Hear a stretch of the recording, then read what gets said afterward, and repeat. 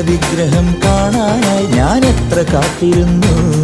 N സകല സങ്കടം ചൊല്ലാനായി ഞാൻ നോമ്പു നോറ്റിരുന്നു. കണി കാണും ഗുരുവരനെ, കനിവോനും ശിവസുതനെ, ജനി പാപദോഷവും ദാനപുണ്യവും ശിരസിലെ ഇരുമുടിയായി